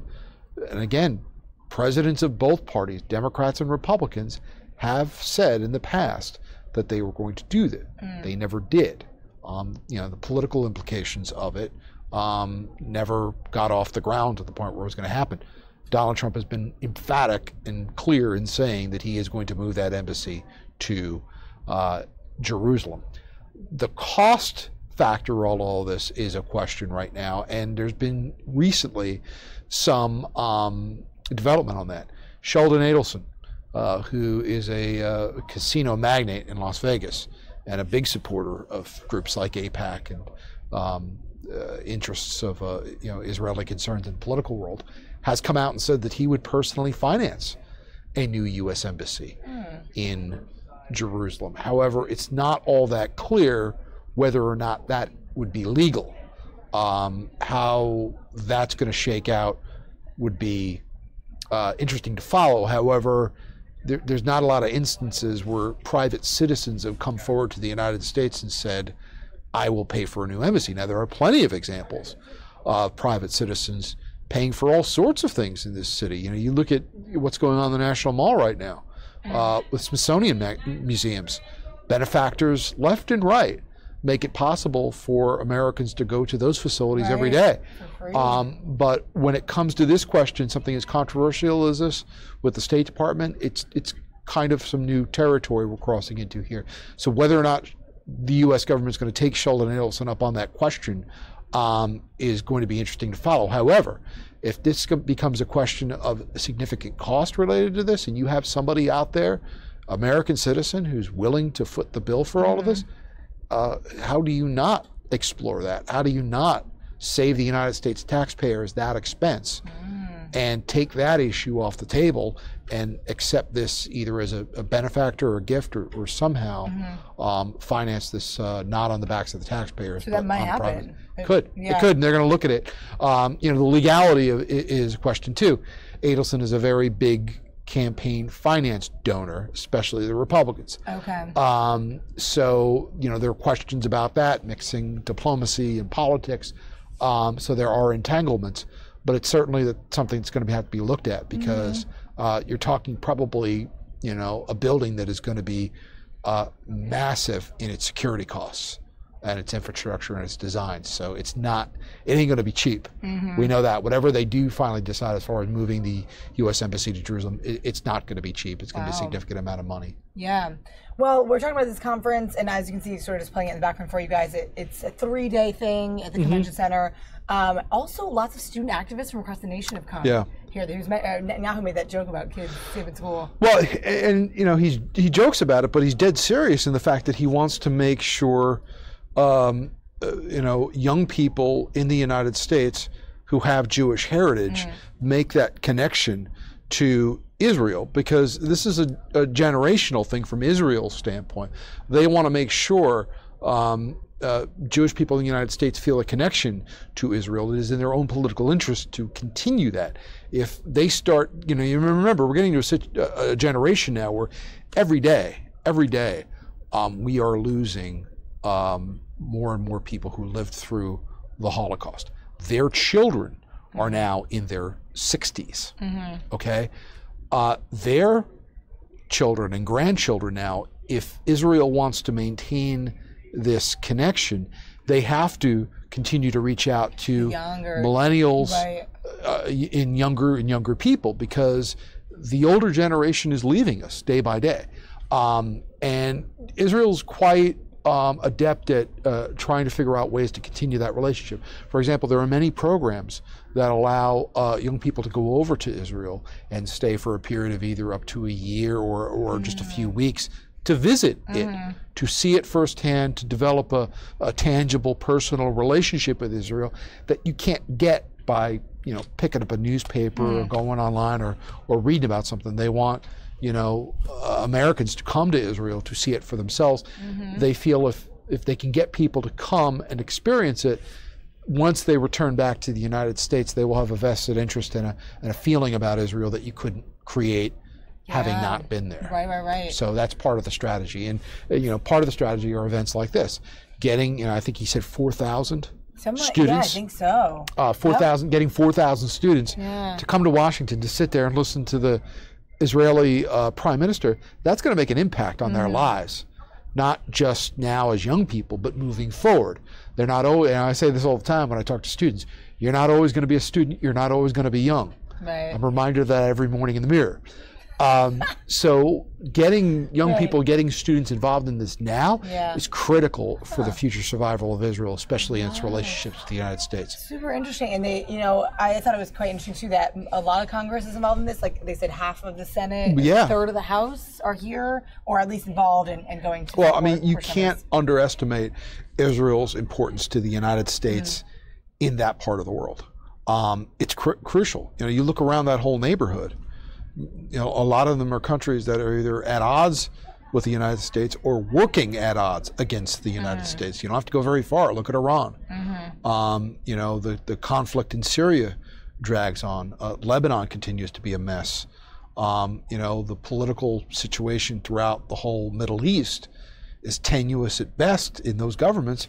Israel continues to be the lone example of democracy and freedom in that part of the world.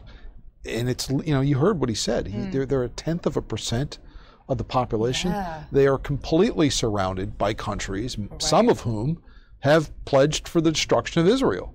So this relationship between the United States and Israel is critical for its survival, and it's also critical for the United States in maintaining a presence in that part of the world and making sure that we have a say in the strategic future of that part of the world. Yeah, and Netanyahu met with Trump yesterday, so that was, I'm assuming that sort of came on the tails of him being here for this. Well, yeah, it's a regular part. Every time he comes here for AIPAC, there always usually is a meeting with the President of the United States.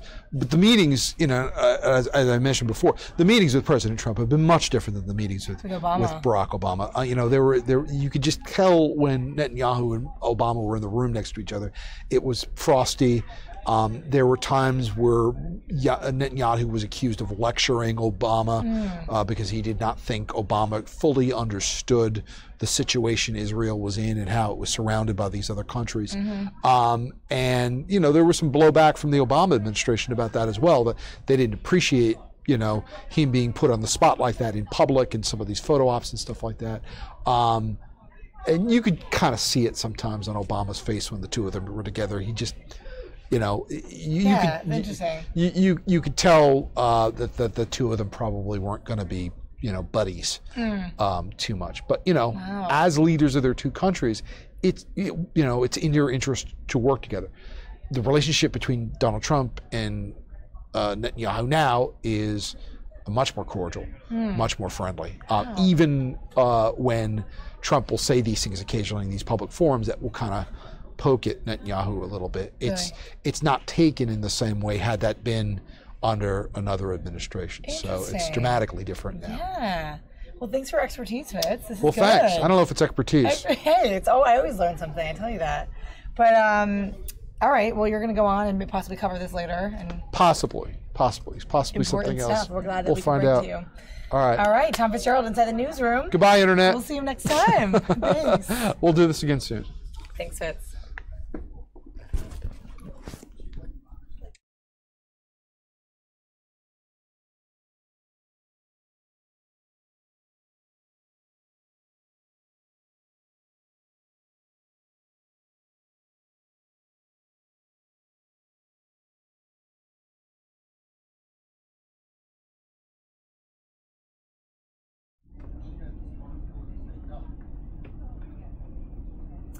All right, guys. Well, we are live in the newsroom here at Fox 5 Live on our midday stream. We're so happy to have you on. A little bit of expertise from Tom Fitzgerald, our political reporter, as always. So it's always good to have him in the chair talking about that stuff. Speaking of New Jersey, where he's from, where we were just seeing Senator Menendez speak from his experience there, his corruption scandal in New Jersey. We have a live look right now up in New Jersey. This is about to start. It looks like this is a press conference regarding some of the storm preparedness in New Jersey. That nor'easter is still hitting up and down the eastern seaboard, the East Coast. I believe Boston, New York, some of those northern states are going to be pummeled by more snow, possibly more storm this week. I know that DC is expecting a small dusting midweek this week. So it looks like we're having a live update coming up shortly. Also, looks like Steny Hoyer is up at the podium on the Hill. So a couple live events that we got to go to.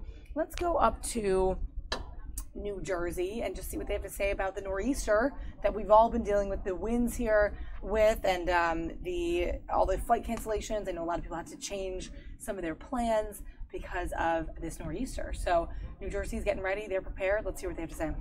This is live.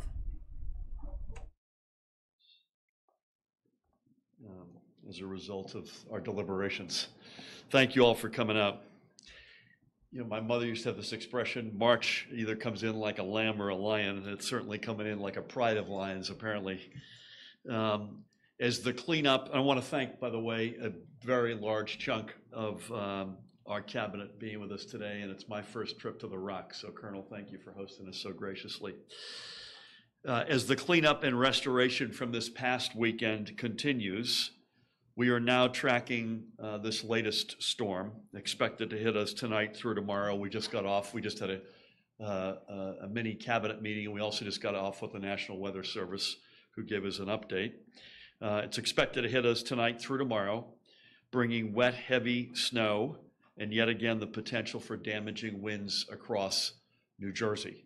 There is, like any prediction of any storm, a question of if, and if so, is it rain, is it snow, where's that line?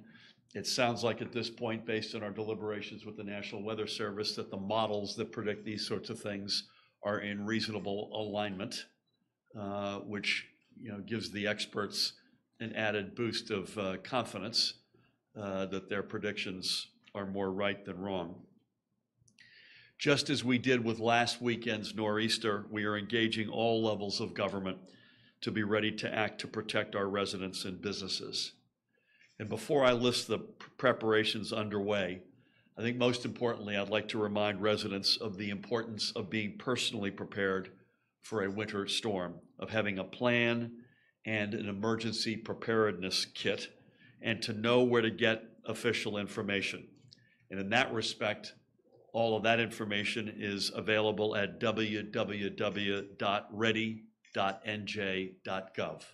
That's www.ready.nj.gov. So probably most importantly, beyond folks' personal preparedness, I want to say right now that we are announcing a state of emergency statewide, effective at 8 p.m. tonight, military hours 2000, on this day, March 6, 2018, which will go into effect, as I said, tonight at 8 p.m. That is for the entire state, but I say that with a particular emphasis on Hunterdon, Morris, Sussex, and Warren counties. Not only are they the 4 counties that are continuing to deal with these very frustrating, long-fused power outages, but they are also likely to be on the list of counties that, if the models are right, will get hit the hardest, particularly with snow and probably some high winds. And again, that is a state of emergency statewide, effective at 8 p.m. tonight. We will make a decision about whether or not state offices will either be open or closed, or delayed opening, or early shutdown later on, probably later on today or tonight. So we'll come back to you on that.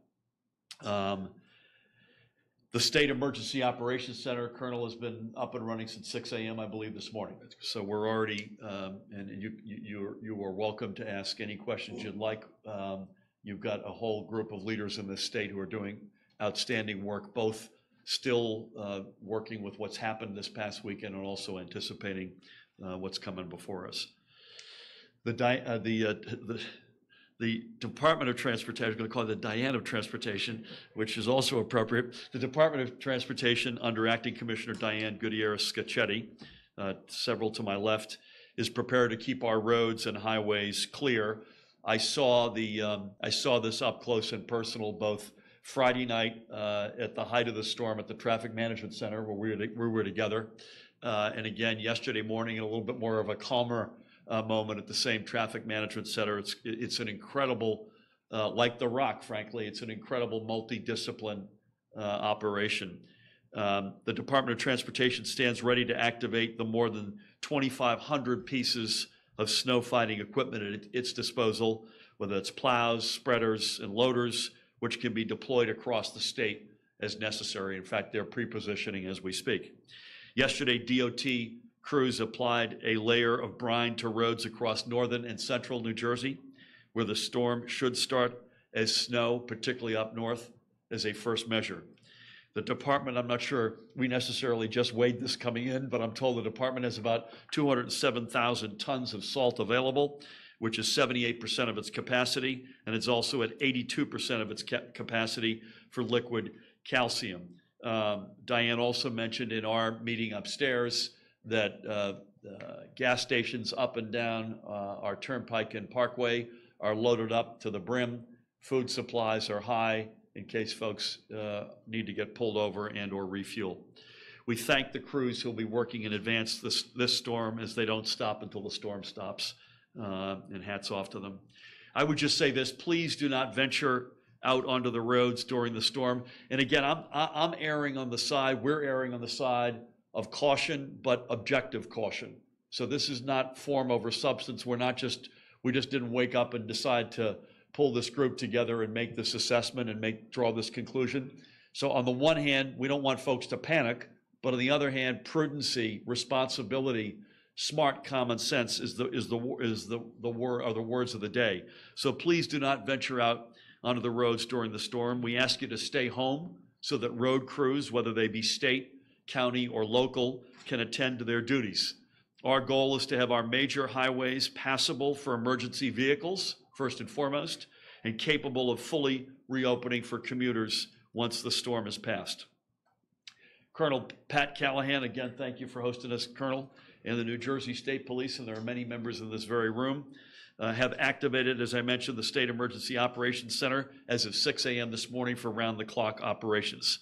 This activation also pulls together multiple departments to ensure we are constantly monitoring and assessing critical situations from multiple angles. The Emergency Operations Center will also disseminate regular reports and weather updates.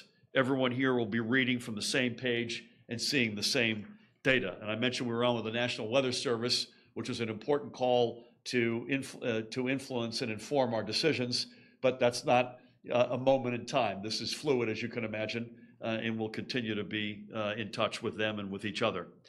The New Jersey Office of Emergency Management is conducting daily conference calls with county emergency management coordinators and will ensure on-site coordination with NJOEM regional representatives throughout the state. NJOEM is also in turn in contact with the Office of Recovery and Rebuilding within our offices, within the front office. Colonel, about to be Adjutant General Jamal Beal, where are you, Colonel?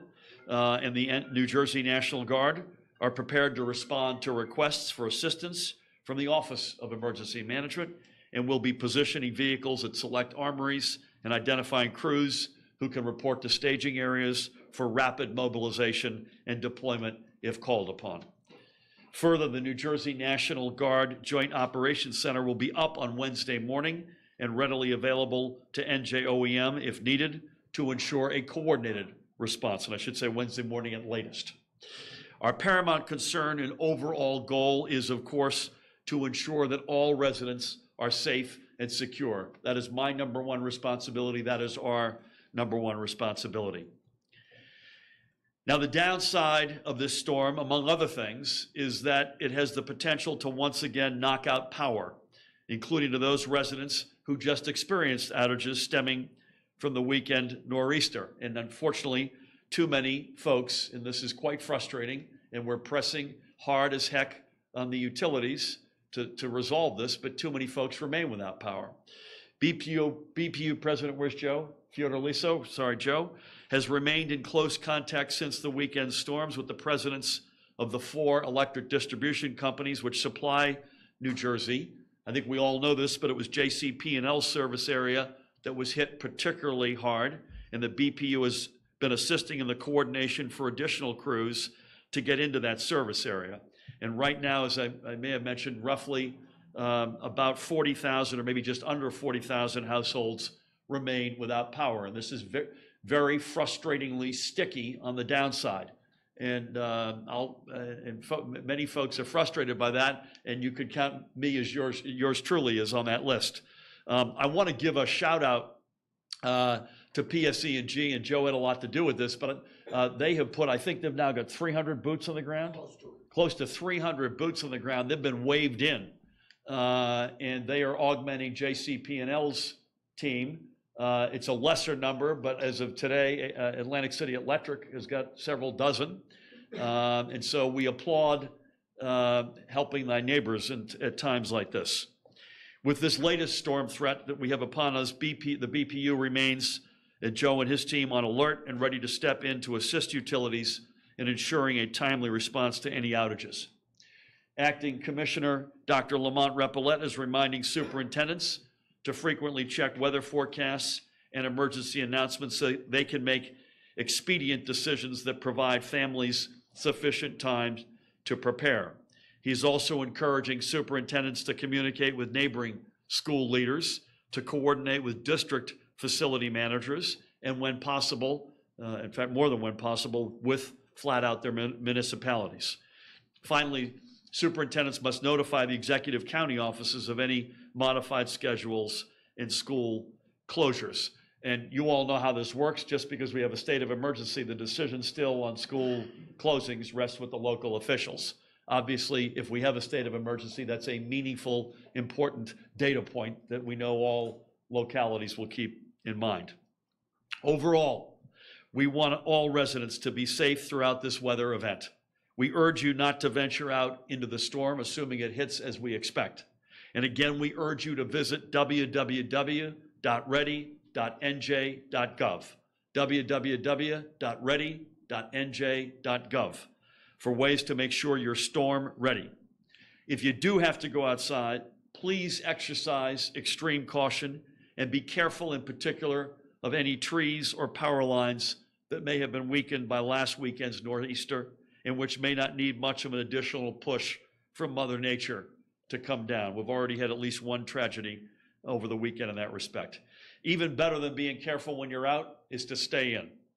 New Jerseyans are a tough bunch, and we'll get through whatever gets thrown our way together, and we will get through this safely. Again, our job today is to not panic folks by any means, but to be prudent, to be responsible, to use common sense. That's what we're going to use, and we encourage everybody around the state to use the same prudency, common sense, and responsibility. With that, once the Russians get through with their little work here, we'll be happy to take a couple of questions. Had to work in some foreign policy there, just in case you were paying attention at home.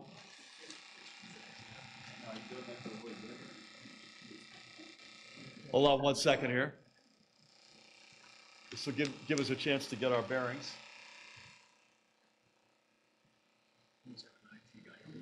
Yeah, always. That could have been my phone. So forgive me for that. Please, down front here. Governor, you referenced this in your prepared remarks, but to drive the point home, some people enjoy going out, they want to see what's happening. How important is it for people to really be careful and not do anything stupid? Yeah, it's really important. It's a very good question. For those of you who couldn't hear it, how important is it for folks who may want to go out and see what's going on to use their common sense and instead stay back home? It's incredibly important. Listen, I just said to these folks, I'm going to speak about myself. We're clearing up the schedule tomorrow, beginning at 8 o'clock tonight, in fact. I'm willing and able to be out there to help, but I don't want to get in the hair of the folks who are trying to clean the roads, get houses and schools and hospitals, the power and support and supplies they need. So even I've got to keep that in mind. Doing stuff just for show or just for fun, this is not the moment to do that. God willing, listen, God willing, first and foremost, we're wrong and this thing misses us. It's 40 degrees, it's rain, it's not too much rain that we get flooding, the wind's not too high, we get damage. We get the last of those homes, power again from the last storm. If it does hit, let's all exercise common sense, stay close to home, stay off the road. Hopefully we'll get a sunny day on Thursday and folks could go out in the front lawn and make a snowman. But let's, while we're at the point of attack, let's everybody use common sense and hold back. Please. Folks who are customers of JCP&L have complained that the utility shouldn't see this coming. The forecasts were very clear as we were going into this Friday's arrangement. They're disappointed that there wasn't more preparation ahead of time, and that some of them feel they're not going to get power back before the next one hits. They want to know if there's a way to get this utility to essentially get it back together before the storm comes. Yeah. There are many folks out there who are frustrated. I may ask Joe to come on up and augment this. There are many folks out there who are frustrated, and that includes me. At one level, listen, there were some good reasons early on, and I'll give you a couple that are realities. Number one, the winds were very high, and there was a real safety issue with putting those buckets up in the air and the safety of the men and women who would be in those buckets, which is understandable. You then had over, I think, 1,000 roads that were blocked off due to downed trees. Again, that required a certain amount of, as you can imagine, effort to get that cleared up. But yeah, I'd like to have seen, I share some of that frustration. Again, I think they're working hard. I'm not an expert in the power business, but I feel like if we had a longer runway, maybe positioning equipment, maybe reaching out earlier to the other utilities that have augmented the staffing. I think when this is over, Joe and I were talking about this upstairs, we're going to do a postmortem and figure out what worked and what didn't work. And I'm hoping that those folks who are frustrated, and I don't blame them, by the way, we were in touch since Friday with, I think, I don't want to say every mayor, because there'll be a mayor out there who we missed and left a voicemail or missed each other. But we had a deep, intense, and we are as we speak, with the communities that were impacted, not just on power, on downlines, on block roads, on heating challenges, to name a few, public safety, obviously. So we were intensely and remain intensely involved, but there is still lingering frustration. And it's in particular folks who haven't had their power back. In some cases, God willing, they'll get it back before tomorrow hits, but there may be some, in fact, that we're hearing that may not get it back. And I don't blame them for being frustrated. Joe, do you want to add anything to that? Yeah, thank you, Governor. Just to add on to a little bit of that, post-Sandy, we instituted, the Board of Public Utilities, a number of procedures. And all of the utilities went into storm preparation mode prior to the storm coming. They didn't expect, as the governor indicated, over 1,000 roads that were impassable. They had to clear those roads before they could get in and start the restoration. As far as crews from other utilities, there are over 30 companies right now who are in the JCP&L service territory who are assisting in restoration. There's over 2,800 boots on the ground for it. But keep in mind, please, I think this is very important, utilities are not going to release their crews until they assess and determine how their territory is and how many outages their territory has. And that's a major consideration. Once they clean their own territory up, they're then willing to go and assist. And as I told JCP&L and I told Atlantic City Electric, it's New Jersey first. We don't send any crews out of this state until we clear up New Jersey and make sure New Jersey is back online. Amen. I want to say one other traffic point, which I meant. All right, guys. Well, the majority of that was Governor Phil Murphy from New Jersey outlining what they're going to do to prepare for this nor'easter. They're bracing for another hit, I think about a foot or so of snow. So if you possibly are on the East Coast, maybe you're up north, even further than New Jersey, New England, I know, also bracing for some storms. That's relevant to you. That is, of course, live coming to us from New Jersey officials there. But I want to end today, just kind of go off on a kind of a fun note, on a little digital story that has gone viral today with more than 1.6 million views, guys. This is a local dad. This is a lesson in parenting. We're calling it Listen to Your Dad 2018. Check this out, guys. This is a local kid who was filmed by his dad driving behind him. Guys, he was kicked off his school bus for bullying, and his dad said, hey, I'm not for that. I'm doing old school parenting here, and you're going to be walking or running to school, even in the rain, on these next few days. And he jokingly said the boy's going to have to be fast or obedient, but so far we're working on fast. So we put together this little Instagram video for you guys. Also, it's on our Facebook page. This is, again, 10-year-old Hayden Thornhill. His father is Brian, and he made the post to be sort of a public social media post so that people can see this. They can share it. They can talk about it. He said news media is a great tool. I would love to see something positive come from this because children are our future and being parenting is a choice. And so he said, hey, you better listen to me because I do not tolerate bullying, and so I'm going to force you to run to school in the rain. And here is the footage of this kid doing this.